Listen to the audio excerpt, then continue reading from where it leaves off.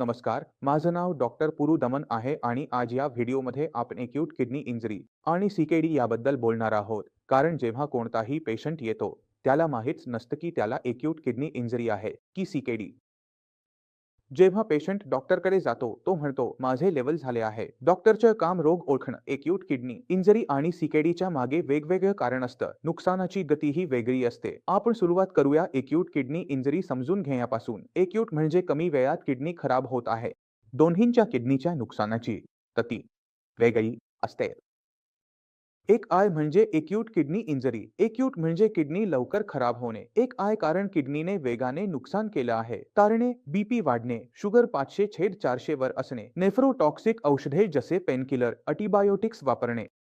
एक आय कारण इथे किडनीने वेगाने नुकसान केलं आहे. किडनी वेगाने खराब होते तेव्हा कारणे काहीच असतात. बीपी वाढला असेल किंवा शुगर 500 वर असेल तर किडनी वेगाने खराब होते. काही औषधांचा वापर केला असेल जे किडनीला आवडत नाही, ज्याला नेफ्रोटॉक्सिक औषधे म्हणतो. यात पेनकिलर आणि अँटिबायोटिक्स येतात. अशी औषधं घेतो जी नेफ्रोटॉक्सिक आहे आणि वापर दीर्घकाळ चालू ठेवतो तेव्हा किडनीला मोठा परिणाम होतो. सर्वात बदनाम औषध म्हणजे डॉल्फिन निमोसिल. दर्दाच्या गोळ्या थांबून आणि काळजीपूर्वक घ्यायला हवं. अँटिबायोटिक्स सूट. नेफ्रोटॉक्सिक औषधांचा दीर्घ वापर किडनीवर परिणाम करतो. डॉल्फिन निमोसिलिट हे बदनाम औषध आहे. दर्दाच्या गोळ्या काळजीपूर्वक घ्याव्यात. अँटिबायोटिक्स किडनीला नुकसान करू शकतात.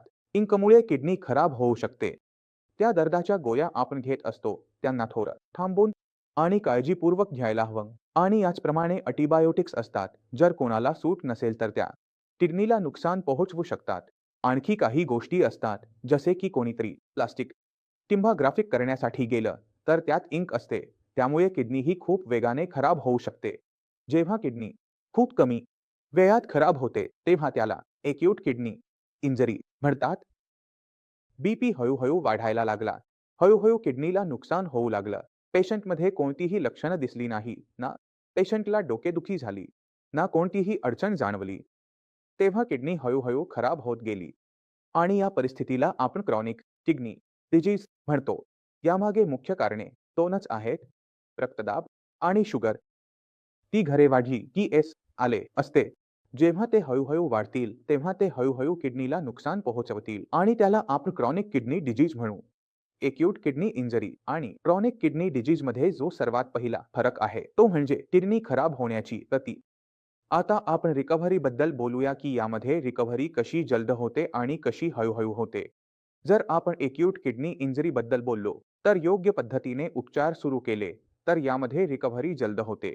आता दुसऱ्या बाजूला सीकेडी कडे जातो. इथे लेवल हळूहळू वाढले होते.